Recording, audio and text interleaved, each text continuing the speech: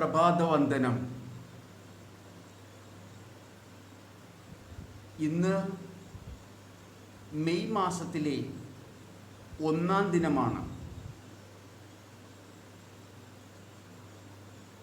സാർവത്രിക ലോകത്തിലെ എല്ലാ തൊഴിലാളികളും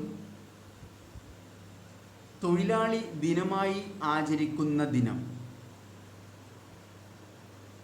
ക്രൈസ്തവരെ സംബന്ധിച്ചിടത്തോളം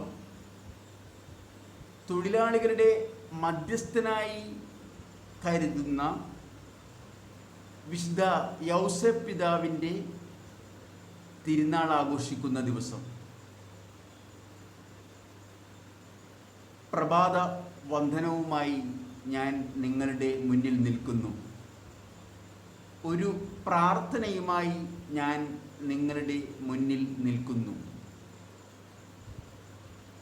വേദനയോടെ മുഖം മറച്ചുകൊണ്ട് നിങ്ങളുടെ മുന്നിൽ നിൽക്കേണ്ട ഗതികേട് എനിക്ക് വന്നിരിക്കുന്നു. എനിക്കറിയാം, ഞാൻ ക്യാമറയ്ക്ക് മുന്നിൽ നിന്നാണ് സംസാരിക്കുന്നതെന്നും കോവിഡുമായി ബന്ധപ്പെട്ട ഒരു അസുഖവും ഞാൻ ഇപ്പോൾ നിങ്ങളോട് സംസാരിക്കുന്നത് മുഖേന നിങ്ങൾക്കോ എനിക്കോ പകരില്ല എന്ന് അറിയാമെങ്കിലും ഒരു പ്രതിഷേധം എന്നുള്ള നിലയ്ക്ക് ഞാൻ മുഖാവരണം അണിഞ്ഞിരിക്കുന്നു. പ്രഭാതമാണ്, വെളുപ്പാൻ കാലമാണ്.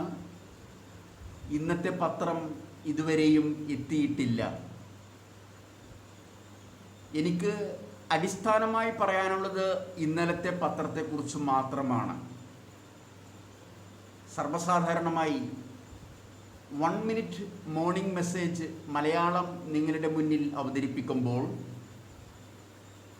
ഞാൻ എൻ്റെ മുഖം നിങ്ങളുടെ മുന്നിൽ കാണിക്കുന്നതിനേക്കാളുപരി ഏതെങ്കിലും ഒരു വാർത്താപത്രത്തിൽ നിന്ന് കാണിക്കുകയായിരുന്നു പതിവെന്ന് നിങ്ങൾക്ക് ഏവർക്കും അറിയാം. ഇന്ന് ഇപ്പോൾ എനിക്ക് കാണിക്കാൻ വാർത്താപത്രം എത്തിയിട്ടില്ല. ഇന്നലത്തെ വാർത്താപത്രത്തിൽ നിന്നും ഒരു വാർത്ത നിങ്ങളുടെ മുന്നിൽ അവതരിപ്പിക്കുകയാണ്. പ്രഭാതവന്ദനമായതിനാൽ വിമർശനങ്ങൾ പരമാവധി ഒഴിവാക്കിക്കൊണ്ട് ഉപദേശരൂപേണ പറയാൻ ആഗ്രഹിക്കുകയാണ്. കേരളത്തിൽ ഇന്നലെ കോവിഡ് രോഗികളുടെ എണ്ണം 38,063. 38,000 കടന്നിരിക്കുന്ന ഒരു സംസ്ഥാനമായി കേരളം മാറിയിരിക്കുന്നു. നിങ്ങൾക്കറിയാം, കോവിഡ് ഇന്ത്യയിൽ ആരംഭിച്ചപ്പോൾ അഹങ്കാരം കൊണ്ട് മാധ്യമങ്ങൾക്ക് മുന്നിൽ, BBC-ക്ക് മുന്നിൽ പിണറായി വിജയനെ ഒരു പടി പുറകോട്ട് മാറ്റി മുന്നിൽ നിന്ന് സംസാരിച്ചിരുന്ന ഒരു സ്ത്രീയെ എനിക്കും നിങ്ങൾക്കും അറിയാം. ആ സ്ത്രീയെ ഇന്ന് കാണാനുണ്ടോ എന്നത് ഒരു സംശയമാണ്. പിന്നിൽ നിന്നിരുന്ന പിണറായി വിജയൻ മുന്നോട്ട് വന്ന് കോവിഡ് രോഗികളുടെ എണ്ണം കുറയ്ക്കാൻ വളരെയധികം പരിശ്രമിക്കുന്നു. അദ്ദേഹത്തിൻ്റെ പരിശ്രമം സഫലമാവുകയും ചെയ്യും.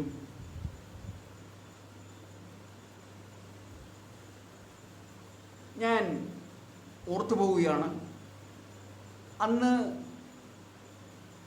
കോവിഡുമായി ബന്ധപ്പെട്ട് പല മാധ്യമങ്ങളിൽ ഈ KK ശൈലജ എന്ന് പറയുന്ന ആരോഗ്യമന്ത്രി അഹങ്കാരപൂർവം പറഞ്ഞ ചില വാക്കുകൾ ഒന്ന് ഓർത്തു പോവുകയാണ്.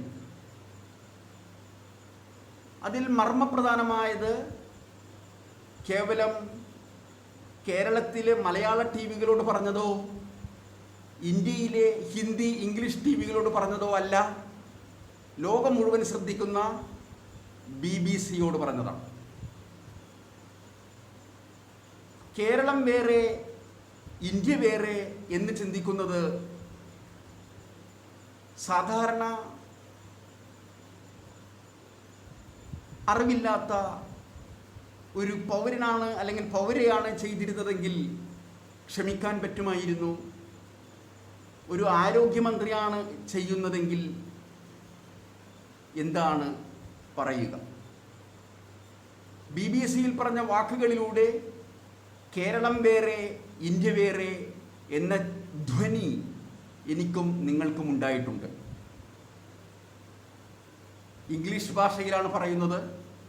അതുകൊണ്ട് തന്നെ ലോകം മുഴുവൻ ശ്രദ്ധിക്കും എന്നുള്ള പക്വത ഇല്ലാതെ സംസാരിച്ച ചില വരികൾ ഞാൻ ഓർത്തെടുക്കുകയാണ്. നിങ്ങൾ ഓർക്കണം, കേരളത്തിലുള്ള ഒരു TV-യോടല്ല സംസാരിക്കുന്നത്, ഇന്ത്യയിലുള്ള ഒരു TV-യോടുമല്ല സംസാരിക്കുന്നത്. വിദേശ രാജ്യങ്ങൾ ശ്രദ്ധിക്കുന്ന BBC അതിൽ പറയുമ്പോൾ പറയുകയാണ്, കേരളത്തിൽ ആകെ 4 മരണമേ നടന്നിട്ടുള്ളൂ. യഥാർത്ഥത്തിൽ അത് 4 മരണവുമല്ല, 3 മരണമേ നടന്നിട്ടുള്ളൂ. ഗോവയിലുള്ള ഒരാൾ കേരളത്തിൽ വന്ന് മരിച്ചു, അതും കൂടി ഞങ്ങളുടെ അക്കൗണ്ടിലായി. അതുകൊണ്ടാണ് 4 എന്ന സംഖ്യ വന്നത്. ഞങ്ങൾക്ക് എല്ലാ സംവിധാനങ്ങളുമുണ്ട്, ആശുപത്രികളുണ്ട്, ആശുപത്രികളിൽ എല്ലാ സംവിധാനങ്ങളുമുണ്ട്. ഗോവയിൽ അതൊന്നുമില്ല, അല്ലെങ്കിൽ മറ്റ് സംസ്ഥാനങ്ങളിൽ അതൊന്നുമില്ല. ഓർത്തു പോവുകയാണ്, ഒരു ഞാഞ്ഞൂളിൻ്റെ കഥ ഓർത്തു പോവുകയാണ്. പണ്ടെങ്ങോ ഏതോ ഒരു നാട്ടിൽ ഒരാളെ കരിമൂർഖൻ കടിച്ചു. ആളുകൾ ഞെട്ടോട്ടമായി. ഒരാൾ അയാളെ ശുശ്രൂഷിക്കാനുള്ള മരുന്നുമായി ഓടുന്നു, വേറൊരാൾ ഡോക്ടറെ വിളിക്കാൻ ഓടുന്നു, വേറൊരാൾ ടാക്സി വിളിക്കാൻ ഓടുന്നു, വേറൊരാൾ അയാളെ വെച്ച് കെട്ടാൻ, മരുന്ന് വെച്ച് കെട്ടാൻ ഓടുന്നു. മരണവെപ്രാളം ഓരോരുത്തരും അങ്ങോട്ടും ഇങ്ങോട്ടും കാണിക്കുമ്പോൾ അതാ ഒരു ഞാഞ്ഞൂൾ തലപൊക്കുന്നു. ഞാഞ്ഞൂൾ തലപൊക്കിക്കൊണ്ട് പറയുകയാണ്, എൻ്റെ ഒരു വർഗക്കാരൻ ഒരു മനുഷ്യനെ കടിച്ചപ്പോൾ മനുഷ്യൻ്റെ നെട്ടോട്ടം കണ്ടില്ലേ? എന്താ പറഞ്ഞത്? എൻ്റെ ഒരു വർഗക്കാരൻ ഒന്ന് ചെറുതായി മനുഷ്യനെ കടിച്ചപ്പോൾ മനുഷ്യൻ്റെ നെട്ടോട്ടം കണ്ടില്ലേ? ഞാഞ്ഞൂളും ഇഴഞ്ഞു നീങ്ങുന്നൊരു ജീവിയാണ്, കരിമൂർഖനും ഇഴഞ്ഞു നീങ്ങുന്നൊരു ജീവിയാണ്. പക്ഷെ തല ഉയർത്തി ഞാഞ്ഞൂള് പറഞ്ഞത് എന്താണ്? എൻ്റെ വർഗക്കാരൻ. വേണമെങ്കിൽ ഇതിന് സമാനമാണ് മുള്ളിയപ്പോൾ തെറിച്ച ബന്ധം എന്ന് പറയുന്നത് എന്ന് പറയാം. എങ്ങനെയെങ്കിലും ആകട്ടെ, ഇപ്രകാരം വീമ്പിളക്കിയ ഒരു വ്യക്തിയാണ് KK ശൈലജ. സ്ത്രീക്ക് പലതും അലങ്കാരമാണ്. ഒരു ഉദാഹരണം പറഞ്ഞാൽ, തലയിൽ നല്ല സമൃദ്ധമായ മുടിയുണ്ടാകുന്നത് ഒരു അലങ്കാരമാണ്. സഭ്യതയ്ക്ക് ചേരുന്ന സംസാരം നാവിലൂടെ പുറത്തേക്ക് ഒഴുകുന്നത് ഒരു അലങ്കാരമാണ്. കൈകളിൽ നഖം ഒരു അലങ്കാരമാണ്. മുല്ലപ്പൂ പോലുള്ള പല്ല് ഒരു അലങ്കാരമാണ്. വിനയം ഒരു അലങ്കാരമാണ്.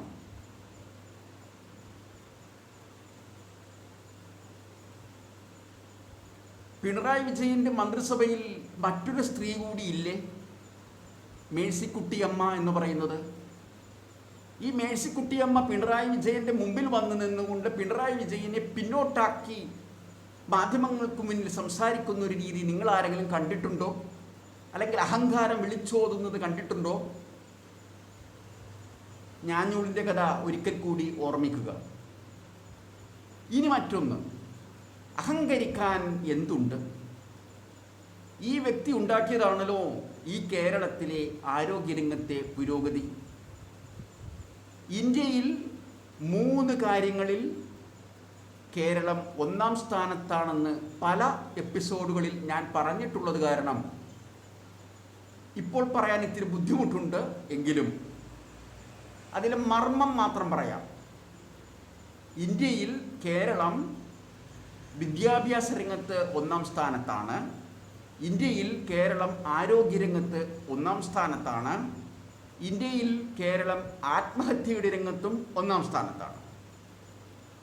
ഇവിടെ ആദ്യം പറഞ്ഞ വിദ്യാഭ്യാസവും ആരോഗ്യവും ഈ വർഷം നേടിയ പുരോഗതിയോ കഴിഞ്ഞ വർഷം നേടിയ പുരോഗതിയോ അല്ല എങ്കിൽ ഈ സർക്കാർ കൊണ്ടുവന്ന പുരോഗതിയോ കഴിഞ്ഞ സർക്കാർ കൊണ്ടുവന്ന പുരോഗതിയോ അല്ല.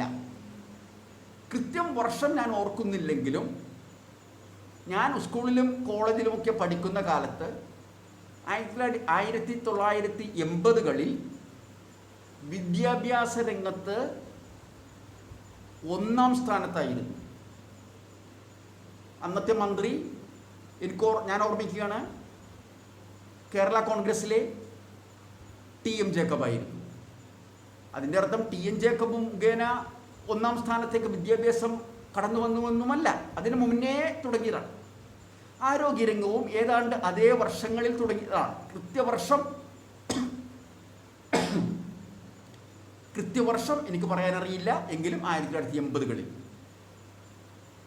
അപ്പോൾ ഓരോ സർക്കാരുകളായി ഉണ്ടാക്കിക്കൊണ്ടുവന്ന പുരോഗതികൾ സ്റ്റെപ്പായി പുരോഗമിച്ച് ഇന്നത്തെ നിലയിലെത്തി. അപ്പം അതുകൊണ്ട് ഒരു സർക്കാരിനും ഞങ്ങൾ മുഖേന വിദ്യാഭ്യാസ രംഗം 1-ാം സ്ഥാനത്തെത്തിയെന്നോ ഞങ്ങൾ മുഖേന ആരോഗ്യരംഗം 1-ാം സ്ഥാനത്തെത്തിയെന്നോ പറയുന്നതിൽ വലിയ അർത്ഥമില്ല. ചെറിയ പുരോഗതി ഉണ്ടാകാം. 1 എന്നുള്ളത് 2 എന്നുള്ള പുരോഗതിയിലേക്ക് മാറ്റുന്നുണ്ടാവാം, 2 എന്നുള്ളത് 3 എന്നുള്ള പുരോഗതിയിലേക്ക് മാറ്റുന്നുണ്ടാവാം ഓരോ സർക്കാരും, അല്ലെങ്കിൽ 3 എന്നുള്ളത് 4.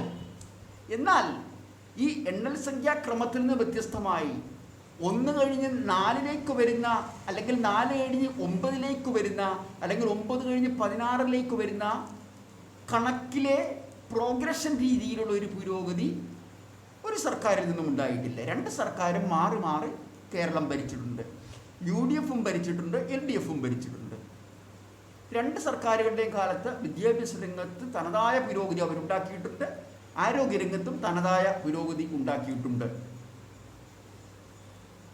അപ്പോൾ ഒരിക്കലും ഞാനൂറിനെ പോലെ തല ഉയർത്തി എൻ്റെ വർഗക്കാരൻ കടിച്ചപ്പോൾ എന്നുള്ള രീതിയിൽ BBC-യിലെങ്കിലും പോയി സംസാരിക്കാതിരിക്കുക. കാരണം BBC-യിൽ സംസാരിച്ചാൽ കേൾക്കുന്ന വിദേശികൾ വിചാരിക്കുന്നത് കേരളം വേറെ ഇന്ത്യ വേറെ, കേരളം വേറെ ഇന്ത്യയിലുള്ള ഗോവ വേറെ. അല്ല, BBC-യിൽ സംസാരിക്കുമ്പോൾ ഗോവയിലുള്ള കുറവുകൾ നമ്മുടെ കുറവായാണ് അവതരിപ്പിക്കേണ്ടത്. BBC-യിൽ പറയുമ്പോൾ ബീഹാറിലുള്ള കുറവുകൾ അവർക്ക് കുറവുണ്ട്, ഞങ്ങൾ കഴിവുറ്റവരാണ് എന്ന് പറഞ്ഞാൽ കേരളം വേറെ ഇന്ത്യയിലുള്ള ബീഹാർ വേറെ എന്നായി മാറും. പക്ഷെ ഇന്ത്യക്കുള്ള ഒരു TV-യിൽ സംസാരിക്കുമ്പോൾ അങ്ങനെ പറയാം, ഗോവയെക്കാലം പുരോഗതി ഞങ്ങൾക്കുണ്ട്, ഉത്തർപ്രദേശിനെക്കാലം പുരോഗതി ഞങ്ങൾക്കുണ്ട് പറയാം. കേരളത്തിൽ സംസാരിക്കുമ്പോഴും പറയാം. ഞാൻ ഒരു കുഞ്ഞു കഥ പറഞ്ഞുകൊണ്ട് എത്രയും വേഗത്തിൽ അവസാനിപ്പിക്കാൻ ശ്രമിക്കാം. തീർത്തും രാഷ്ട്രീയവുമായി ബന്ധപ്പെട്ടതല്ലേ നിങ്ങൾ കേട്ടത്. രാഷ്ട്രീയത്തിൽ നിന്ന് വ്യത്യസ്തമായി സിനിമയെക്കുറിച്ച് 2 വാക്ക് പറയാം. ടൈറ്റാനിക് എന്ന സിനിമ 1998 ആരംഭകാലത്തോ 1997 അവസാന കാലത്തോ ആണ് പുറത്തു വന്നത്. പുറത്തു വരുന്നതിന് മുമ്പ് തന്നെ ഇതിനെക്കുറിച്ചുള്ള ലേഖനങ്ങൾ ഒരുപാട് ഞാൻ വായിച്ചിട്ടുണ്ട്. എനിക്ക് സിനിമയിൽ വളരെയധികം താല്പര്യമുള്ളൊരു വ്യക്തിയായതിനാൽ ഞാൻ ഇതിനെക്കുറിച്ച് പഠിച്ചിട്ടുണ്ട്. സിനിമ തിയേറ്ററുകളിൽ എത്തുന്നതിന് മുമ്പേ ഞാൻ പഠിച്ചിട്ടുണ്ട്. ഞാൻ അന്ന് സിനിമ റിലീസ്ഡ് ആവുന്ന ദിവസം ഞാൻ ദുബായിൽ ജോലി ചെയ്യുകയായിരുന്നു. തിയേറ്ററിൽ വന്ന 1-ാം ദിവസം തന്നെ ഞാൻ കമ്പനിയിലെ ജോലി ഒരു ദിവസത്തേക്ക് ലീവ് എടുത്ത് ഈ സിനിമ കാണാൻ വേണ്ടി മാത്രമായി പോയി എന്നാണ് ഞാൻ വിചാരിക്കുന്നത്. 1-ാം ദിവസം പോയി എന്ന് ഞാൻ വിചാരിക്കുന്നത്. എനിക്ക് വളരെയധികം ഇഷ്ടപ്പെട്ടു. മനോഹരമായ ഒരു പ്രേമകഥ. പ്രേമകഥയിൽ തന്നെ സാങ്കേതിക മികവും ഒരുമിപ്പിച്ചിരിക്കുന്നു. രണ്ടും ഒത്തൊരുമിച്ച് വന്നിരിക്കുന്നു. കലാമേന്മയുമുണ്ട്, സാങ്കേതിക മേന്മയുമുണ്ട്. ഞാൻ എൻ്റെ സിനിമ ഇൻ മലയാളം എന്ന എപ്പിസോഡിൽ ഏതെങ്കിലും ഒരു എപ്പിസോഡിൽ ഞാൻ ടൈറ്റാനിക്കിനെ കുറിച്ച് പറയാം. ഞാൻ ഈയിടെയായിട്ട് സിനിമ ഇൻ മലയാളത്തിൽ പറഞ്ഞുകൊണ്ടിരിക്കുന്നത് വിധേയൻ എന്ന സിനിമയെക്കുറിച്ചാണ്. നമുക്ക് ടൈറ്റാനിക്കിലേക്ക് തന്നെ കിടക്കാം. മനോഹരമായ സിനിമ, ഒരു പ്രേമകഥ അല്ലേ? ഒരു ആണും പെണ്ണും തമ്മിലുള്ള പ്രേമം, അതിമനോഹരമായ പ്രേമം. കേവലം മണിക്കൂറുകൾ കൊണ്ട് പ്രേമബദ്ധരാകുന്നു. പക്ഷേ മണിക്കൂറുകൾക്കുള്ളിൽ കപ്പൽ മുങ്ങി കമിതാക്കളിൽ കാമുകനും കാമുകിയും ചേരുന്നുള്ള അനന്തമായ സ്നേഹത്തിൻ്റെ തീവ്രതയുടെ നടുവിൽ നിന്ന് ഒരാളെ കടൽ ഏറ്റുവാങ്ങുന്നു, മരണം ഏറ്റുവാങ്ങുന്നു. ഒരാൾ ഏകയായി, ആ പെണ്ണ് ഏകയായി മടങ്ങുന്നു. ദുഃഖത്തോടെയാണ് കാമുകനെ വെള്ളത്തിലേക്ക് ശവസംസ്കാരം ചെയ്യുന്നത്. വെള്ളത്തിലേക്ക് യാത്രയാക്കുന്നത് വേദനയോടുകൂടിയാണ്. ആരും കരഞ്ഞു പോകാൻ സാധ്യതയുള്ള ചില നിമിഷങ്ങളാണ്. എനിക്ക് സിനിമയിൽ താല്പര്യമുള്ളതിനാൽ ഒന്നാം ദിവസം ഞാൻ കണ്ടു. അതിനുശേഷം ഞാനിതിൻ്റെ കാസറ്റ് വാങ്ങി. അന്ന് VCP കാസറ്റുകൾ കിട്ടുമായിരുന്നല്ലോ, വീഡിയോ പ്ലെയറിൽ ഇടാൻ പറ്റുന്ന കാസറ്റുകൾ കിട്ടുമായിരുന്നല്ലോ. കാസറ്റ് ഞാൻ വാങ്ങി. പല ദിവസം ഞാനത് കണ്ടിട്ടുണ്ട്. ഞാൻ എൻ്റെ വീട്ടിലേക്ക് വെക്കേഷന് വരുമ്പോൾ അത് കൊണ്ടുവന്നിരുന്നു. വീട്ടിൽ പലരെയും കാണിച്ചിരുന്നു. നാട്ടിൽ വന്നതിന് ശേഷവും ഞാൻ ഒരിക്കൽ കൂടി അത് സിനിമ തിയേറ്ററിൽ പോയി കണ്ടു. അന്ന് എന്നോടൊപ്പം എൻ്റെ ചേച്ചിയുടെ മകളും കൂടെ വന്നിരുന്നു. ഈ മനോഹരമായ സിനിമയുടെ മധ്യഭാഗത്ത് ഈ കാമുകന്മാരുടെ അനന്തമായ സ്നേഹം വെള്ളം ഏറ്റുവാങ്ങുമ്പോൾ അല്ലെങ്കിൽ മരണം ഏറ്റുവാങ്ങുമ്പോൾ എൻ്റെ കൂടെ ഇരിക്കുന്ന എൻ്റെ ചേച്ചിയുടെ മകൾക്ക് വിഷമമുണ്ടാകാതിരിക്കാൻ ഞാനൊന്ന് ആ കുഞ്ഞിൻ്റെ കൈകളിൽ പിടിച്ചു, സ്നേഹപൂർവ്വം പിടിച്ചു, ഹൃദയം വേദനിക്കാതിരിക്കാൻ. ഞാൻ ആ നിമിഷം ഓർമ്മിക്കുകയാണ്. അതിനുശേഷം ഞാനും ഈ ചേച്ചിയുടെ മോളും വീട്ടിലേക്ക് മടങ്ങി. എന്നിട്ട് എൻ്റെ അമ്മച്ചി എന്നാണ് വിളിക്കുന്നത്. അമ്മച്ചിയോട് ഞാൻ പറഞ്ഞു ഞങ്ങൾ പോയി കണ്ട സിനിമ എന്താണെന്നുള്ളത്. അമ്മച്ചി അങ്ങനെ തിയേറ്ററിലൊന്നും വന്ന് സിനിമ കാണാറില്ല. ഞാൻ പറഞ്ഞു ആ സിനിമയുടെ കാസറ്റ് ഇവിടെയുണ്ട്. സിനിമയുടെ കഥ പറയുന്നതിനേക്കാൾ ഉപരിയായി ഞാൻ പറഞ്ഞു കൊടുത്തത് അതിൻ്റെ ചരിത്രപരമായ വശങ്ങളെക്കുറിച്ചാണ്. അതായത് ഏകദേശം 1912 മറ്റോ ആഡംബരപൂർണമായ ഒരു കപ്പൽ, ലോകത്തിൽ തന്നെ പലർക്കും ഉണ്ടാക്കാൻ പ്രയാസമുള്ള ഒരു കപ്പൽ യാത്ര പുറപ്പെട്ടു. എത്ര ആനന്ദപൂർണമായ യാത്രയാണ് തുടങ്ങി വെച്ചത്. അങ്ങനെയൊക്കെ അമ്മച്ചിയോട് പറഞ്ഞു കൊടുത്തു. അമ്മച്ചി ഇത് കാണണം, കാസറ്റിട്ട് കാണണം, ഞാൻ കാണിച്ചു തരാം. അങ്ങനെ പോയി കുറച്ച് കഴിഞ്ഞപ്പോൾ കപ്പൽ മുങ്ങി. ഞാൻ അമ്മച്ചിയുടെ ഭാഷ മനസ്സിലാകുന്ന ഭാഷയിൽ പറഞ്ഞു കൊടുത്തു. അമ്മച്ചിക്ക് ചരിത്രപരമായി അതിന് താല്പര്യമുണ്ടാകാൻ, അല്ലാതെ കാമുകന്മാരുടെ പ്രേമകഥ ഉള്ള സിനിമയാണെന്നുള്ള അർത്ഥത്തിലല്ല ഞാൻ പറഞ്ഞു കൊടുത്തത്. ചരിത്രപരമായ വശങ്ങളെക്കുറിച്ചാണ് ഞാൻ പറഞ്ഞു കൊടുത്തത്. അത് പറഞ്ഞു കൊടുത്തതിന് ശേഷം അമ്മച്ചിക്ക് വളരെയധികം താല്പര്യമായി, കാണാമെന്ന് വിചാരിച്ചു. ഞാൻ വീഡിയോ പ്ലേ ചെയ്തു. അമ്മച്ചിയോടൊപ്പം ഞാനിരുന്നു, ചേച്ചിയുടെ മോളും ഇരുന്നു. ഞങ്ങൾ കാണാൻ തുടങ്ങി. നിങ്ങൾക്കറിയാം ടൈറ്റാനിക്കിലെ നായിക എത്ര സുന്ദരിയാണെന്നും ഏത് തരത്തിലുള്ള വസ്ത്രമാണ് ഉടുക്കുന്നതെന്നും എല്ലാം നിങ്ങൾക്കറിയാം. ഞാൻ എടുത്തു പറയേണ്ടതില്ല. വേണമെങ്കിൽ ഇതിനെക്കുറിച്ച് പറഞ്ഞു കഴിയുമ്പോൾ ഞാൻ പറയാം. അപ്പോൾ അമ്മച്ചി വേദനയോടുകൂടിയാണ് കാണാൻ തുടങ്ങുന്നത്. കാരണം ഇത്രയും പേർ സന്തോഷത്തോടു കൂടി യാത്ര തുടങ്ങുകയാണ്, അതും കപ്പലിൻ്റെ ഒന്നാമത്തെ യാത്ര. അപ്പോൾ അമ്മച്ചി കണ്ടു തുടങ്ങി. ഞാനും ചേച്ചിയുടെ മോളും കൂടെ ഇരിപ്പുണ്ട്. അമ്മച്ചി സിനിമയുടെ പകുതി പോലും ആകുന്നതിന് മുമ്പ് കഥയിലെ നായിക കുറച്ചധികം പ്രാവശ്യം വന്നുപോയി, ഒരു 4-5 തവണ വന്നുപോയി. അപ്പോഴേക്കും അമ്മച്ചി ഹൃദയത്തിൽ നിന്ന് സംസാരിച്ചു എന്ന് പറയാം. നാവ് കൊണ്ട് സംസാരിച്ചുവെന്നോ ചുണ്ടുകൊണ്ട് സംസാരിച്ചുവെന്നോ വായു കൊണ്ട് സംസാരിച്ചുവെന്നോ ഞാൻ പറയില്ല.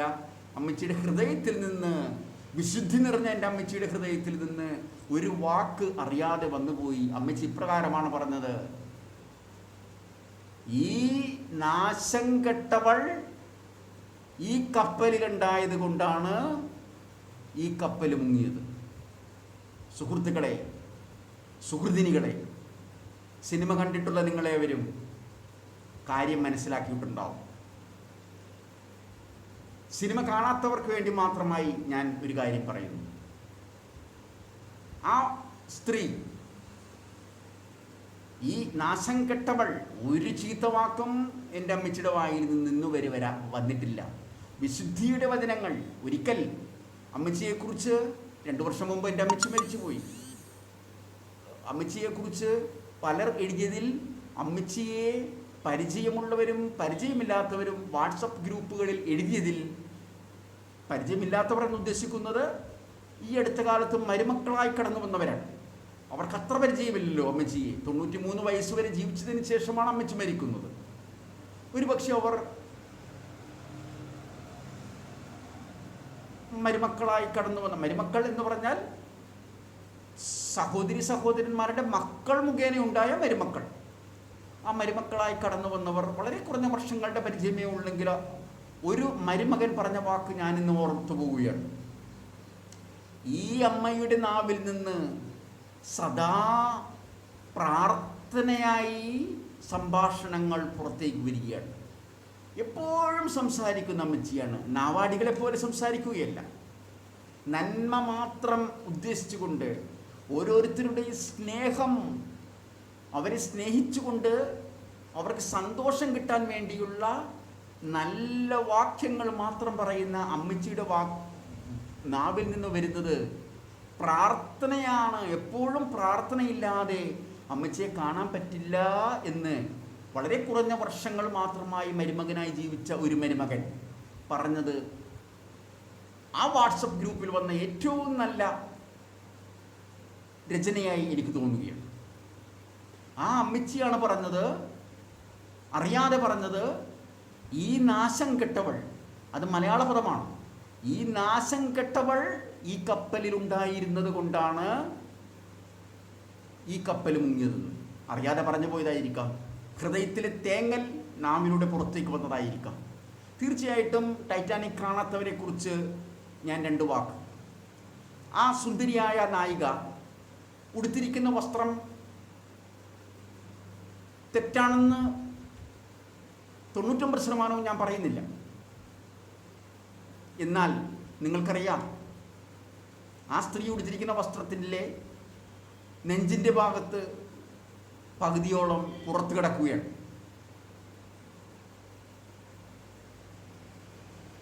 കേരളത്തിലെ ഗ്രാമത്തിൽ വളർന്ന എൻ്റെ അമ്മച്ചി സഭ്യത, പെൺമക്കളെയും ആൺമക്കളെയും പഠിപ്പിച്ച അമ്മച്ചിക്ക് ഈ സ്ത്രീയുടെ വസ്ത്രധാരണം, പുരുഷന്മാരുടെ ഇടയിലേക്ക് കടന്നു വന്ന് അവരോട് സംഭാഷണം നടത്തുന്ന ഈ സ്ത്രീയുടെ വസ്ത്രധാരണം അരോചകമായി തോന്നിയിട്ടുണ്ടാവാം. ഞാനും ചേച്ചിയുടെ മോളും അത്ഭുതപ്പെട്ടു അമ്മച്ചിയുടെ വായിൽ നിന്നിങ്ങനെ വന്നപ്പോൾ. ഞാൻ ചേച്ചിയുടെ മോളോട് പറഞ്ഞു, ചേച്ചിയുടെ മോളും അപ്പോൾ തന്നെ എന്നോട് പറഞ്ഞു, ആ പെണ്ണിൻ്റെ ഉടുപ്പ് കണ്ടിട്ടായിരിക്കുമല്ലേ. സുഹൃത്തുക്കളെ, നമുക്ക് വീണ്ടും കോവിഡിലേക്ക് കടന്നു വരാം. സ്ത്രീക്ക് ചിലത് അലങ്കാരമാണെന്ന് പറഞ്ഞു, മുടിയും നഖവും പല്ലുമൊക്കെ. പക്ഷെ അത് യഥാസ്ഥാനത്തിരിക്കുമ്പോഴാണ് അലങ്കാരമായിരിക്കുന്നത്. മുടി തലയിൽ തന്നെ ഉണ്ടായാലേ അത് അലങ്കാരമാകുകയുള്ളൂ. മുടി നമ്മൾ കഴിക്കാൻ പോകുന്ന ഭക്ഷണത്തിലാണ് കിടക്കുന്നതെങ്കിൽ നിങ്ങളിൽ എത്ര പേർ അത് ഭക്ഷിക്കുമെന്നും എത്ര പേർക്ക് ഛർദ്ദി ഉളവാകുമെന്നും നമുക്ക് ഏവർക്കും അറിയാവുന്നതാണ്. നഖം അതിമനോഹരമാണ്. അതിമനോഹരമാക്കാൻ വർണ്ണങ്ങൾ അതിലടിച്ചു ചേർക്കുന്ന സ്ത്രീകളുടെ കാലമാണ്. അല്ലെങ്കിൽ തന്നെ അതിനെ നല്ല രീതിയിൽ സംരക്ഷിക്കുന്ന സ്ത്രീകളുണ്ട്. പക്ഷെ അത് നഖം കൈവിരലുകളുടെ അറ്റത്ത് തന്നെ ആയിരിക്കുമ്പോഴാണ് സൗന്ദര്യം.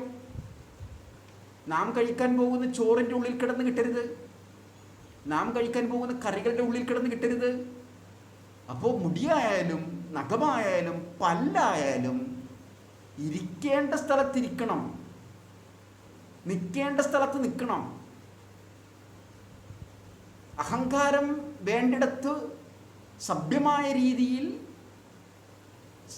സംസാരിക്കാമെന്നതൊഴികെ അഹങ്കാരിണിയായി മാറരുത്.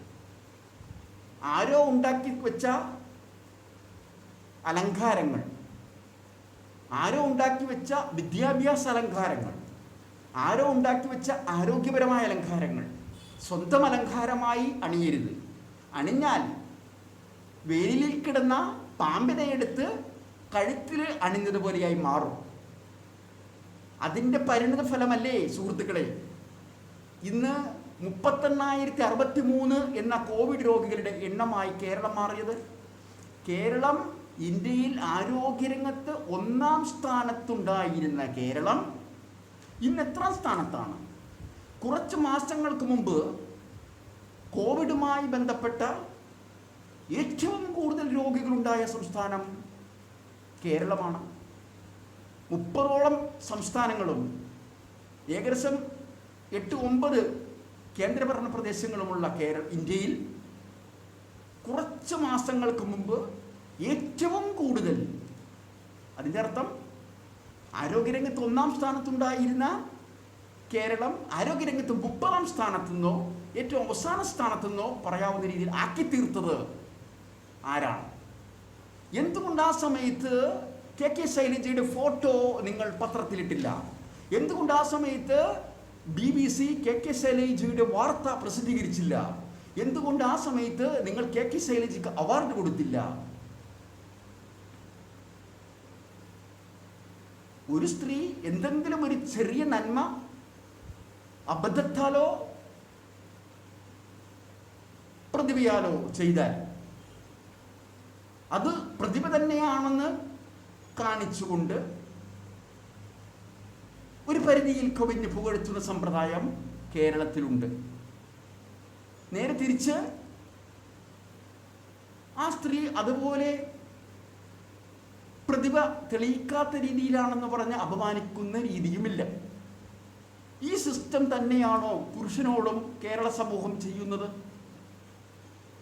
10 വർഷം കഴിഞ്ഞ് നമ്മുടെ സമൂഹത്തിൽ ഉണ്ടാകുന്ന ആൺകുട്ടികൾ, ഇന്ന് നിങ്ങൾ അമ്മമാരെ, ഇന്ന് നിങ്ങൾ നെഞ്ചോട് ചേർത്ത് മുലപ്പാൽ കൊടുത്ത് വളർത്തുന്ന നിങ്ങളുടെ ആൺമക്കൾ, അല്ലെങ്കിൽ നിങ്ങളുടെ വയറ്റിലായിരിക്കുന്ന ആൺമക്കൾ, അല്ലെങ്കിൽ നിങ്ങൾ കളിപ്പിച്ചു കൊണ്ടിരിക്കുന്ന കുഞ്ഞുമക്കൾ, നടക്കാൻ മാത്രം പ്രായമായ ആൺമക്കൾ 10 കൊല്ലം കഴിയുമ്പോൾ അല്ലെങ്കിൽ 15 കൊല്ലം കഴിയുമ്പോൾ പേടിച്ച് നടക്കുന്ന ആൺ സമൂഹമായി മാറുകയാണ്. ഒരു സ്ത്രീയെ നോക്കിയാൽ കേസാണ്. എന്തും ഒരു സ്ത്രീയെ നോക്കി ചിന്തിച്ചാൽ കേസാകും. ഇനി ആ അവസ്ഥയിലേക്ക് കേരളം മാറുകയാണ്. സ്ത്രീക്ക് നേരെ വിപരീതമായി സ്വാതന്ത്ര്യങ്ങളും അതിൻ്റെ അഹങ്കാരത്തിൻ്റെ മറവിൽ ആ സ്വാതന്ത്ര്യത്തെ ദുർവിനിയോഗം ചെയ്യുന്ന എത്രയോ സ്ത്രീകൾ ഇന്ന് കേരളത്തിലുണ്ട്. ഒരിക്കൽ കൂടി ആവർത്തിക്കാം, ആ സ്വാതന്ത്ര്യത്തെ ദുർവിനിയോഗം ചെയ്യുന്ന എത്രയോ സ്ത്രീകൾ ഇന്ന് കേരളത്തിലുണ്ട്. നേരെ തിരിച്ച് പുരുഷന്മാരെ കുറിച്ചും പറയാം. ഈ സ്വാതന്ത്ര്യം നഷ്ടപ്പെട്ടുകൊണ്ട് മന്ദബുദ്ധികളായി തീർന്നുകൊണ്ടിരിക്കുന്ന എത്രയോ പുരുഷന്മാരും നമ്മുടെ സമൂഹത്തിലുണ്ട്. ഒരിക്കൽ കൂടി ആവർത്തിക്കാം, ഈ സ്വാതന്ത്ര്യം ഹനിക്കപ്പെട്ടതുകൊണ്ട് മന്ദബുദ്ധികളായിക്കൊണ്ടിരിക്കുന്ന പുരുഷന്മാർ എത്രയോ നമ്മുടെ സമൂഹത്തിലുണ്ട്.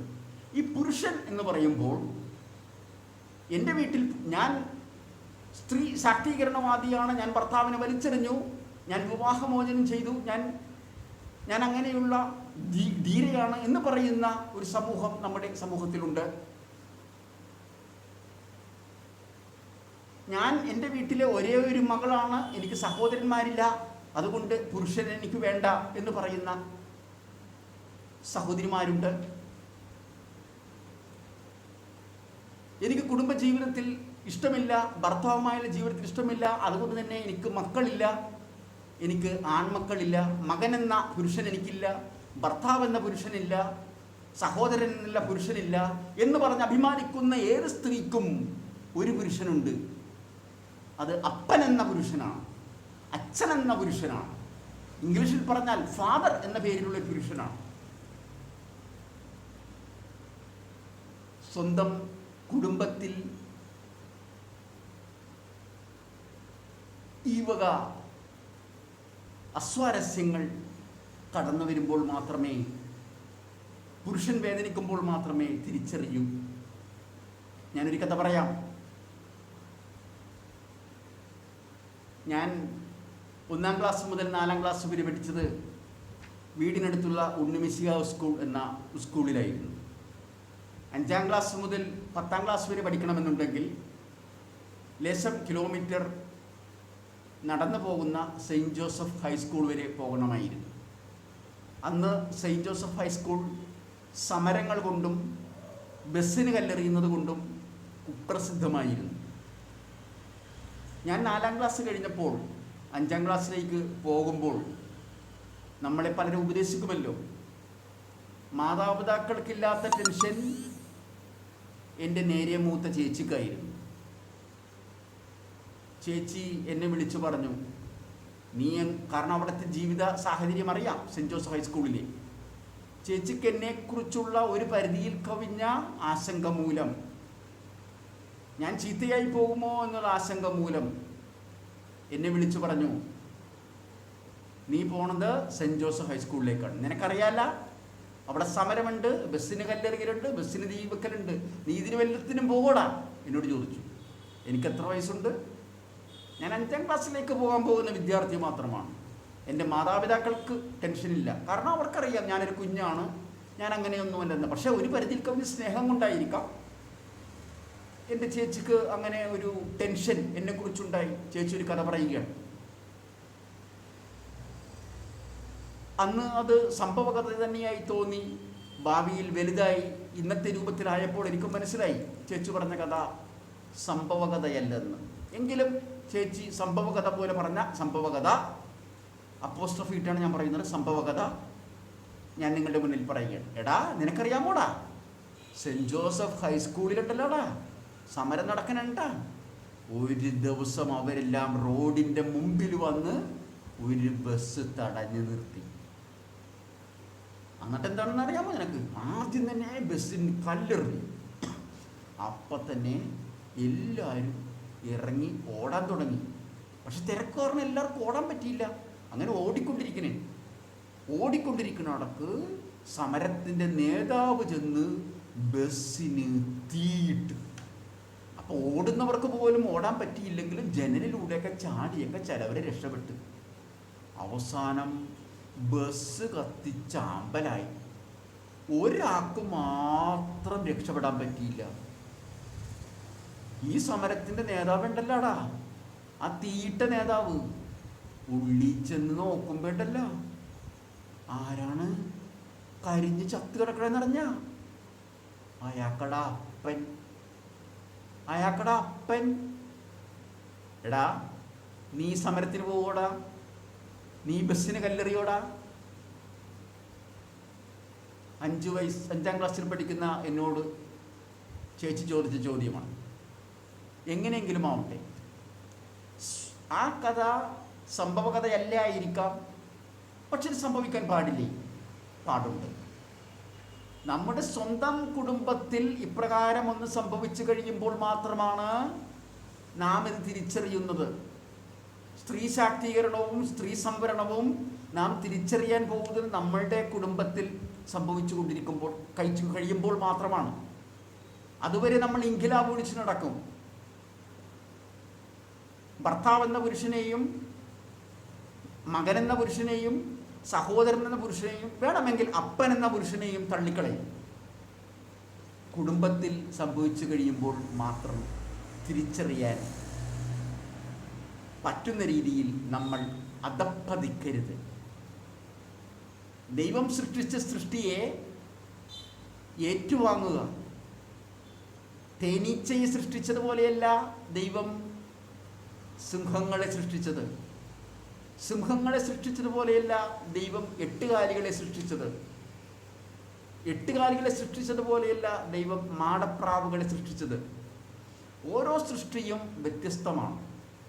ഞാൻ വേണമെങ്കിൽ തേനീച്ചകളെക്കുറിച്ച് മാത്രം പറയാം. തേനീച്ചകളിൽ ഏറ്റവും വലിപ്പം കൂടിയ ജീവി പെണ്ണാണ്. പെൺ തേനീച്ചയാണ്. അതൊന്നേ ഉണ്ടാവുകയുള്ളൂ. ബാക്കിയുള്ളതെല്ലാം ആൺ തേനീച്ചകളാണ്.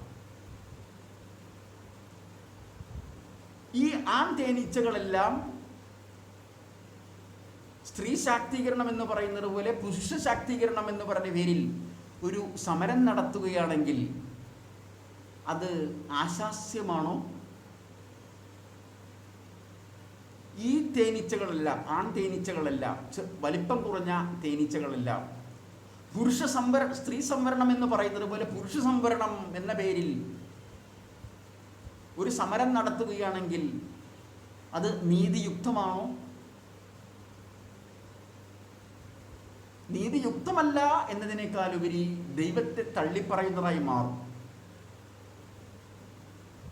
കഴിവിനനുസരിച്ച് വളർന്നു വരട്ടെ, പ്രതിഭ തെളിയിക്കട്ടെ.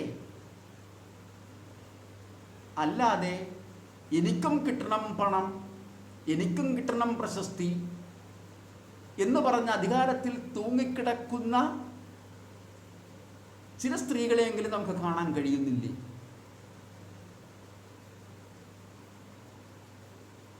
പ്രത്യേകിച്ച് പഞ്ചായത്ത്, മുനിസിപ്പാലിറ്റി, കോർപ്പറേഷൻ തിരഞ്ഞെടുപ്പിലൂടെ കടന്നു വരുന്ന സ്ത്രീകളെക്കുറിച്ച് ഓർത്തു കഴിഞ്ഞാൽ, നിങ്ങൾ നിങ്ങളുടെ വാർഡിലുള്ള ആ സ്ത്രീയെക്കുറിച്ച് ഓർത്തു കഴിഞ്ഞാൽ, ആ വാർഡിലെ ഏറ്റവും പ്രതിഭാശാലിയായ, രാഷ്ട്രീയത്തെ ഏറ്റവും പ്രതിഭാശാലിയായ വ്യക്തിയായിരിക്കണം ആ സ്ത്രീ എങ്കിൽ നമുക്ക് അംഗീകരിക്കാം. ഇപ്പോൾ ഇന്ദിരാഗാന്ധി ഇന്ത്യയിൽ പ്രഗത്ഭയായ ഒരു രാഷ്ട്രീയ നേതാവാണെന്ന് എല്ലാവർക്കും അറിയാം. ആ ഇന്ദിരാഗാന്ധി ഏതെങ്കിലും ഒരു വാർഡിൽ പോയി മത്സരിച്ചാൽ തീർച്ചയായും അവിടുന്ന് ജയിക്കണം. കാരണം വെറും ഒരു വാർഡിൽ ജയിക്കേണ്ട വ്യക്തിയല്ല ഇന്ദിരാഗാന്ധി എന്ന് എനിക്കും നിങ്ങൾക്കും അറിയാം. ഒരുപക്ഷെ പ്രതിപക്ഷ കക്ഷികൾ പോലും ഇന്ദിരാഗാന്ധിക്ക് വോട്ട് ചെയ്ത് വിജയിപ്പിക്കും. ഇന്ദിരാഗാന്ധി ആ വാർഡിലാണെങ്കിൽ നമുക്കറിയാം, ആ വാർഡിലുള്ള എല്ലാ പുരുഷന്മാരെക്കാളും യോഗ്യതയുള്ളത് ഇന്ദിരാഗാന്ധിക്കായിരിക്കും. അവിടെ ഇന്ദിരാഗാന്ധി വിജയിക്കുന്നതിലും നേതൃത്വം ഏറ്റെടുക്കുന്നതിലും യാതൊരു തെറ്റുമില്ല.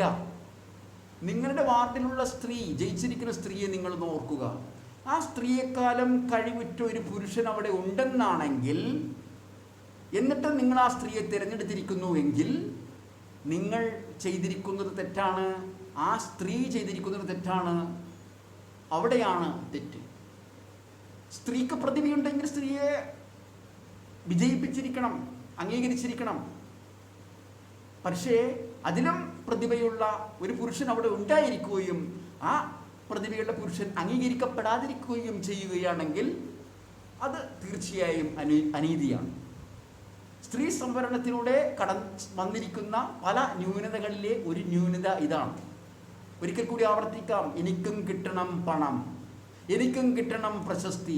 പണം കിട്ടിയാൽ പണത്തിൽ ഞാൻ കടിച്ചു പിടിച്ചിരിക്കും, പ്രശസ്തി കിട്ടിയാൽ ഞാൻ പ്രശസ്തിയിൽ കടിച്ചു പിടിച്ചിരിക്കും. ആ കസരയിൽ നിന്ന് ഞാൻ ഇറങ്ങില്ല എന്നുള്ള മനോഭാവം ശരിയല്ല എന്ന് സൂചിപ്പിക്കാൻ ഞാൻ ഈ അവസരം ഉപയോഗിക്കുന്നു. ഞാൻ സ്വന്തം കുടുംബത്തിൽ സംഭവിച്ചു കഴിഞ്ഞാൽ മനസ്സിലാക്കുമെന്ന് പറഞ്ഞല്ലോ. ഒരു ഉദാഹരണം കൂടി ഞാൻ പറഞ്ഞുകൊള്ളട്ടെ. കുറച്ച് മാസങ്ങൾക്ക് മുമ്പ് പത്രമാധ്യമങ്ങളിൽ നിറഞ്ഞു നിന്ന ഒരു വാർത്തയാണ്, ഒരു സ്ത്രീ ഒരു സെക്യൂരിറ്റിയെ തല്ലി എന്നുള്ളത്. ആ തല്ലുന്നതിൻ്റെ വീഡിയോ ഉൾപ്പെടെ എന്നെ ശ്രമിക്കുന്ന നിങ്ങളിൽ പലരും കണ്ടിട്ടുള്ളതാണ്. ഒരു പുരുഷനും ഒരു സ്ത്രീയും ആ സ്ത്രീയെ ന്യായീകരിച്ചിട്ടില്ല എന്നെനിക്കറിയാം. ആ സ്ത്രീ ചെയ്തത് തെറ്റാണെന്ന് എവർക്കും അറിയാം. എത്ര വിനയത്തോടെ ആ സെക്യൂരിറ്റി പെരുമാറി. സ്ത്രീ എന്ന ആനുകൂല്യത്തിൽ തിരിച്ചു തല്ലുകയോ ഒന്നും ചെയ്യാതെ തന്നെ തല്ലിയ സ്ത്രീ ഇപ്രകാരം തല്ലി എന്ന് അറിയിക്കേണ്ടവരെ അറിയിക്കുക മാത്രമാണ് ചെയ്തത്. ആ സെക്യൂരിറ്റി ചെയ്തത് മുഴുവൻ ശരിയായിരുന്നു.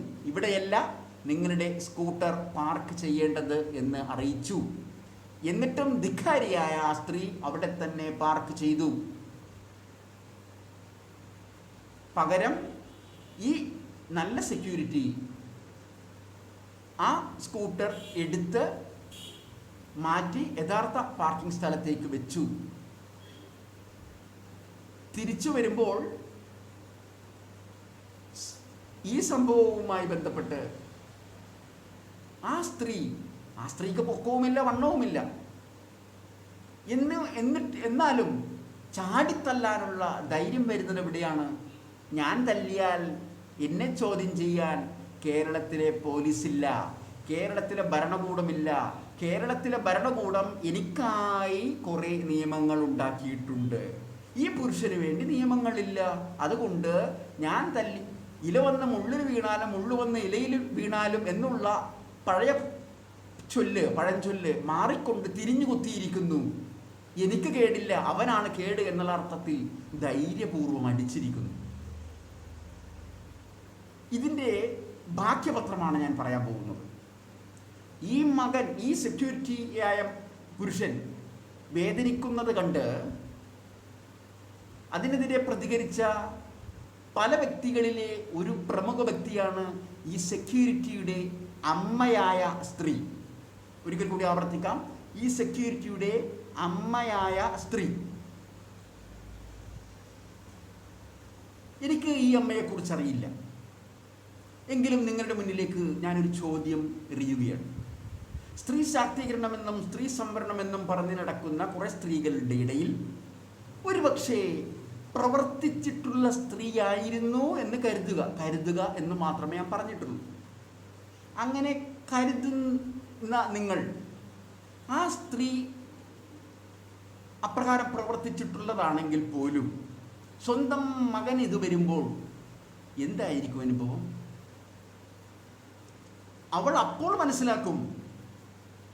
അവൾ എന്നുള്ള വാക്ക് ഞാൻ ഉപേക്ഷിക്കുകയാണ്, ബഹുമാനിയായ സ്ത്രീയാണ്, ക്ഷമിക്കുക. ആ അമ്മ അപ്പോൾ മനസ്സിലാക്കും, സ്ത്രീ സംവരണം എന്ന പേരിൽ എത്ര സ്ത്രീകൾ അഴിഞ്ഞാടുന്നുണ്ട്, എൻ്റെ മകനെ പോലുള്ള എത്ര ആൺമക്കൾ മന്ദബുദ്ധികളായി ജീവിക്കേണ്ടിയും വരുന്നുവെന്ന്. സുഹൃത്തുക്കളെ, സ്ത്രീയുടെ അലങ്കാരം ഒരിക്കൽ കൂടി ഞാൻ പറയുകയാണ്. അത് മുടിയായിരിക്കുന്ന സ്ഥലത്തിരിക്കുമ്പോഴാണ്. പല്ല് മുല്ലപ്പൂ പോലിരിക്കുന്നു എന്ന് പറയണമെങ്കിൽ അത് പല്ലായിരിക്കുന്ന സ്ഥലത്തിരിക്കുമ്പോഴാണ്. നഖമായിരിക്കുമ്പോഴാണ്. നാവ് ഇടേണ്ട സ്ഥലത്ത് ഇട്ട് വെച്ചുകൊണ്ട് സവിനയം സംസാരിക്കുമ്പോഴാണ്.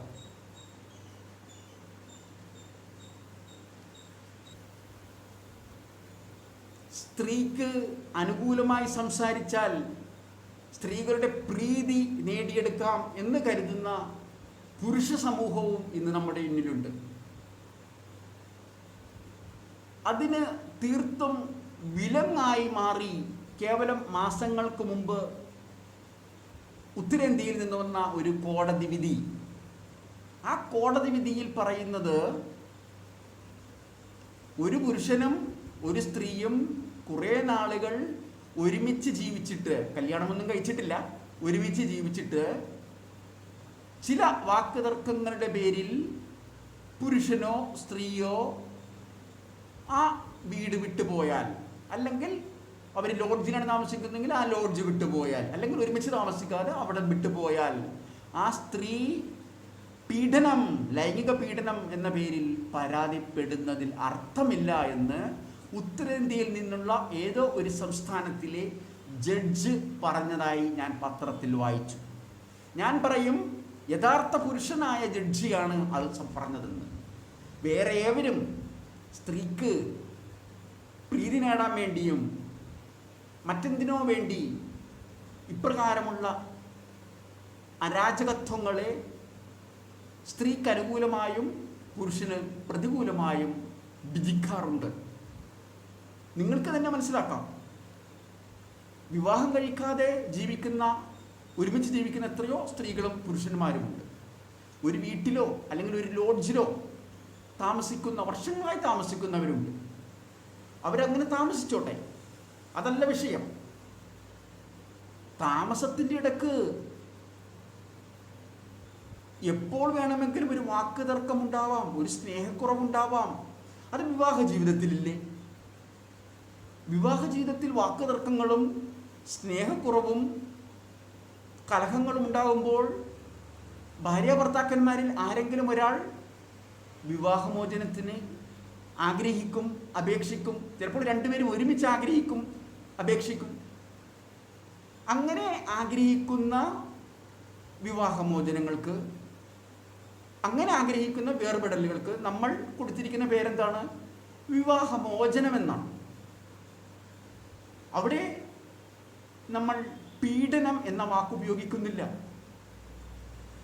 പീഡനം എന്ന വാക്ക് തന്നെ തെറ്റാണ്. ഞാനതിനെക്കുറിച്ച് ഇവിടെ പറയുന്നില്ല, സമയമില്ലാത്തൊരു കാരണം പീഡനം എന്ന് പറഞ്ഞാൽ അതിൻ്റെ അർത്ഥം, ഞാനെൻ്റെ ചെറുപ്പകാലം മുതൽ പീഡനം എന്ന വാക്ക് കേൾക്കുന്നത് രാത്രിയിൽ പ്രാർത്ഥന ചെല്ലുമ്പോൾ മാത്രമാണ്. രാത്രിയിൽ പ്രാർത്ഥന ചെല്ലുമ്പോൾ, ജപമാല ചെല്ലുമ്പോൾ, ജപമാലയ്ക്കിടയിൽ ഇപ്രകാരം പറയുന്നുണ്ട്: ഒന്നാമത് നമ്മുടെ കർത്താവ് യേശു മിശിഹ പൂങ്കാവനത്തിൽ വെച്ച് നമസ്കരിച്ചുകൊണ്ട് ചോര വിയർത്തു എന്നതിന്മേൽ ധ്യാനിക്കുക. അതൊരു പീഡനമാണ്. കുരിശുമരണത്തിന് മുമ്പ് ചോര വിയർക്കേണ്ട തരത്തിൽ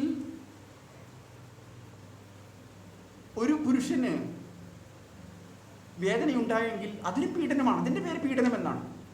രണ്ടാമത്തെ രഹസ്യമായിട്ട് പറയുന്നത്, നമ്മുടെ കർത്താവ് യേശു മിശിഹ പീലാത്തോസിന്റെ വീട്ടിൽ വെച്ച് ചമ്മട്ടികളാൽ അടിക്കപ്പെട്ടു എന്നതിനെ ധ്യാനിക്കുക. അതൊരു പീഡനമാണ്. ശരീരത്തിൽ ഏൽപ്പിക്കുന്ന വേദനയാണ്. ചമ്മട്ടി കൊണ്ട് അടിപ്പിക്കുന്ന വേദനയാണ്. അങ്ങനെ പലതരം പീഡനങ്ങൾ പ്രാർത്ഥനാ സമയത്ത് കേൾക്കുന്നുണ്ട്. ഇതിനെല്ലാം പീഡാസഹനങ്ങൾ എന്നാണ് പറയുന്നത്. യേശുക്രിസ്തുവിൻ്റെ പീഡാസഹനങ്ങൾ എന്നാണ് പറയുന്നത്. യേശുക്രിസ്തുവിനെ മുൾമുടി അണിയിച്ചതും ചാട്ടമാറ കൊണ്ടടിച്ചതും കുരിശ് ചുമപ്പിച്ചതും ആണികൾ തറച്ചതും എല്ലാം പീഡനങ്ങളാണ്. പീഡനം എന്നുള്ള വാക്കിൻ്റെ അർത്ഥം അതാണ്. അല്ലാതെ ഏതെങ്കിലും ഒരു പെണ്ണ്, എൻ്റെ ഭാഷ മോശമാക്കരുത്, കാല് അകത്തിക്കൊടുത്തതിൻ്റെ ഫലമായി, അവളുടെ വയറ്റിൽ മറ്റെന്തോ പ്രവേശിച്ചതിൻ്റെ ഫലമായി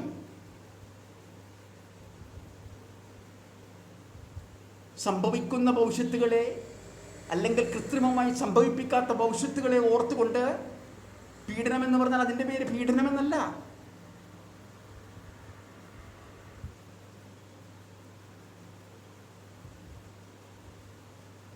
ഇവിടെ ആ ജഡ്ജ് വിധിച്ചത് വിവാഹമോചനവുമായി താരതമ്യം ചെയ്യുമ്പോൾ എത്രയോ ശരിയാണ്. വിവാഹ ജീവിതത്തിൽ തർക്കങ്ങളും വിതർക്കങ്ങളും ഉണ്ടാകും. അവർ നമുക്കിനി വേർപിരിയാമെന്ന് പറയും, ഒരാൾ പറയും ചിലപ്പോൾ, അല്ലെങ്കിൽ രണ്ടുപേരും ഒരുമിച്ച് പറയും വേർപിരിയും. അതിന് പേര് വിവാഹമോചനം എന്നാണ്. അതുപോലെയാണ് വിവാഹം കഴിക്കാതെ ഒരുമിച്ച് ജീവിക്കുന്നവരുടെ കാര്യവും. അവരുടെ ജീവിതത്തിനിടയിലും ഇടക്കാലത്ത് വെച്ച് ചിലപ്പോൾ സ്ത്രീക്ക് തോന്നാം എനിക്ക് ഈ ജീവിതം വേണ്ട. മിക്കവാറും സ്ത്രീകൾക്കാണ് തോന്നുന്നത് ഈ ജീവിതം ശരിയല്ല. അങ്ങനെ ആ ജീവിതം മാറ്റി വിശുദ്ധമായ ജീവിതത്തിലേക്ക് കടക്കുന്ന സ്ത്രീകളുണ്ട്. അങ്ങനെ ഒരു സ്ത്രീ ആ ജീവിതം മാറി, ലൈംഗിക ജീവിതം മാറി പോകുമ്പോൾ ഏതെങ്കിലും ഒരു പുരുഷൻ കേസ് കൊടുക്കാറുണ്ടോ? എന്നെ പീഡിപ്പിച്ചു എന്ന പേരിൽ കൊടുക്കാൻ വകുപ്പുണ്ടോ? ഇല്ല. നേരെ തിരിച്ച് ഒരു പുരുഷനാണ് ഇങ്ങനെ പോകുന്നതെന്ന് കരുതുക. ഒരുമിച്ച് ജീവിച്ച് കുറേ നാൾ വർഷങ്ങളായി ഒരുമിച്ച് ഒരു വീട്ടിലോ ഒരു ലോഡ്ജിലോ എവിടെയെങ്കിലും ജീവിച്ച് ഒരിടക്ക് വഴക്ക് ഉണ്ടായതിനെ തുടർന്ന് വേർപിരിയുമ്പോൾ അവരാരെങ്കിലും ഏതെങ്കിലും ഒരു പുരുഷൻ അങ്ങനെ വേർപെട്ടു പോവുകയാണെങ്കിൽ സ്ത്രീ കേസ് കൊടുക്കും. നമ്മുടെ സമൂഹത്തിൽ നിന്ന് മാറേണ്ട ദുരാചാരങ്ങളിലൊന്നായി മാറിയിരിക്കുന്നു ഇപ്രകാരമുള്ള പ്രവൃത്തികൾ. അതിനെതിരെ ആ ജഡ്ജ് വിധി കൽപ്പിച്ചിട്ടുണ്ടെങ്കിൽ ഞാൻ ആ ജഡ്ജിനെ പരിപൂർണമായും ആദരിക്കുന്നു. പൗരുഷമുള്ള പുരുഷനായ ജഡ്ജ് എന്ന് പറയുകയും ചെയ്യും. ഒരു പുരുഷനാകുന്നത് ശരീരത്തിലെ ഏതെങ്കിലും നിശ്ചിത ഭാഗത്ത് എന്തെങ്കിലും, എൻ്റെ ഭാഷ മോശമാക്കരുത്, തൂങ്ങിക്കിടക്കുന്നത് കൊണ്ടല്ല. പൗരുഷം എന്ന് പറയുന്നത് സ്ത്രീ എന്ത് തെറ്റ് ചെയ്താലും അവളെ പുകഴ്ത്തിക്കൊണ്ടിരിക്കുന്നതല്ല.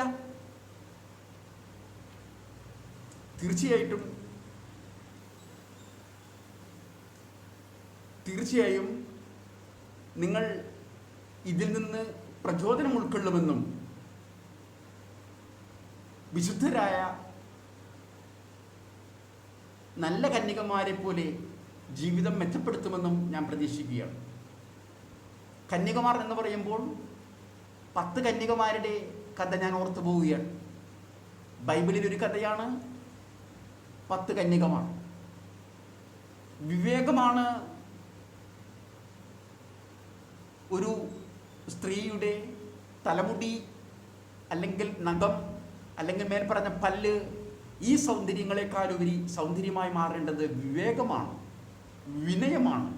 രണ്ടും വ എന്ന അക്ഷരത്തിൽ തുടങ്ങുന്നു, അല്ലെങ്കിൽ വി എന്ന അക്ഷരത്തിൽ തുടങ്ങുന്നു. ഇത് കഴിഞ്ഞിട്ടാണ് തലമുടിയുടെ സൗന്ദര്യവും, ചുണ്ടിൻ്റെ സൗന്ദര്യവും, പല്ലിൻ്റെ സൗന്ദര്യവും, കണ്ണിൻ്റെ സൗന്ദര്യവും, പുരികത്തിൻ്റെ സൗന്ദര്യവും. നേരെ തിരിച്ചാണ് ഇന്ന് പല സ്ത്രീകളും ആയിക്കൊണ്ടിരിക്കുന്നത്. വിവേകം ഓരോ സ്ത്രീകൾക്കും ഉണ്ടാവട്ടെ, വിശുദ്ധരായ സ്ത്രീകളെ കൊണ്ട് നിറയട്ടെ. 10 കന്യകമാരുടെ കഥ മാത്രം പറഞ്ഞുകൊണ്ട് ഞാൻ നിർത്തുന്നു.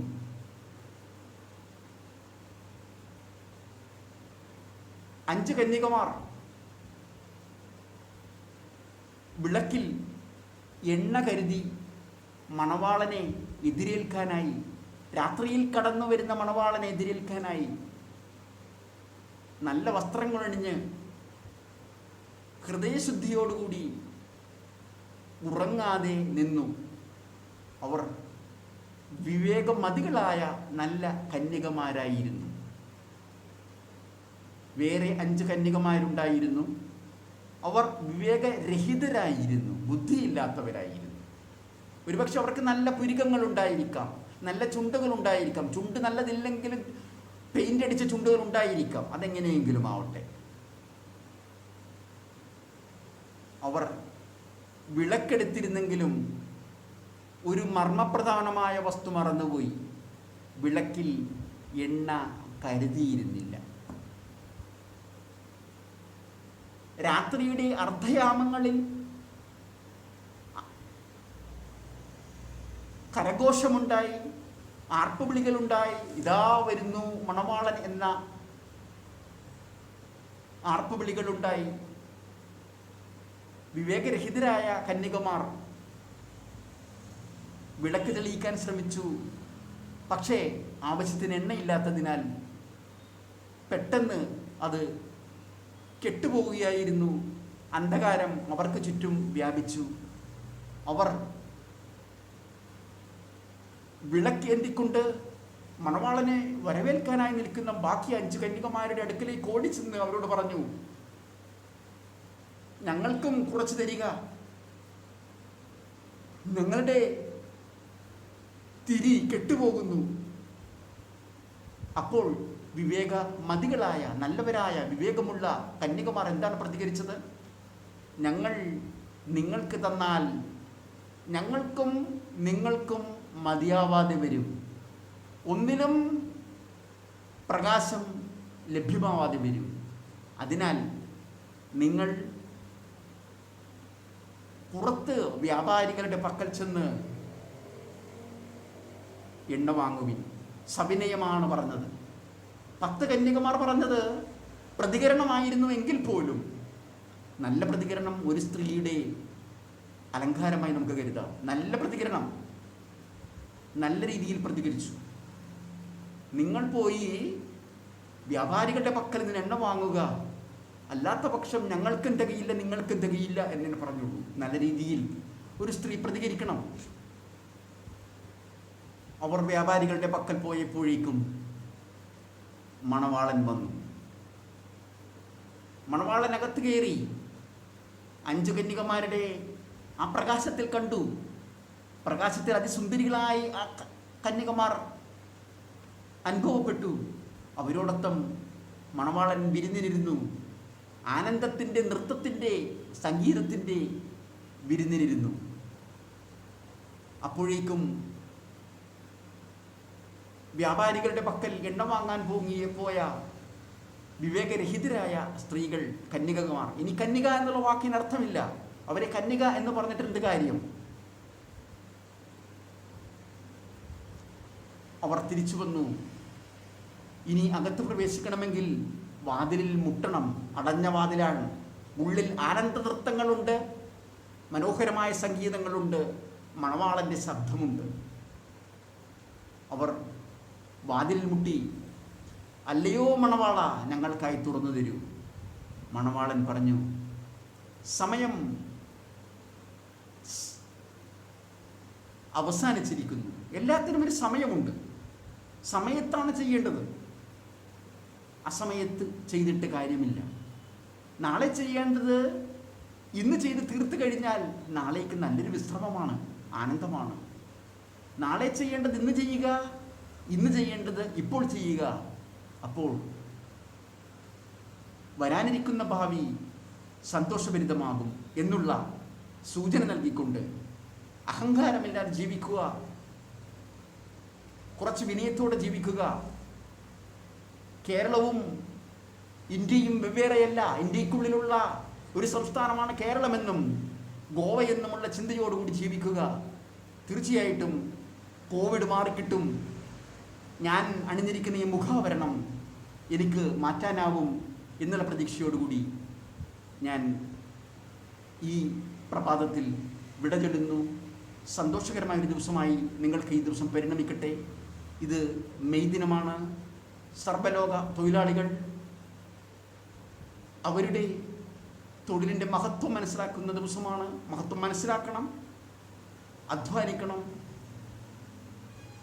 അധ്വാനത്തിലൂടെ പണം സമ്പാദിക്കുന്നതിനേക്കാളുപരി സർഗാത്മകത അതിൽ കൂട്ടിക്കുഴയ്ക്കാൻ ശ്രമിക്കണം. സർഗാത്മകത കൂട്ടിക്കുഴച്ച് സ്വന്തം പ്രതിഭ വർദ്ധിപ്പിക്കുന്ന ഒരു ജോലിയാക്കിയത് മാറ്റണം. അല്ലാതെ ആർക്കോ വേണ്ടി ഓക്കാനിക്കുന്ന ഒരു ജോലിയാക്കി അതിനെ മാറ്റരുത്. ജോലിയിൽ ഡോക്ടറേറ്റ് കിട്ടുന്നതിന് സമാനമായി പഠിച്ചുകൊണ്ടേയിരിക്കണം.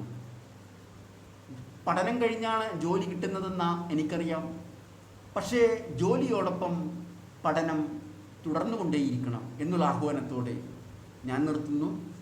നന്ദി, നമസ്കാരം.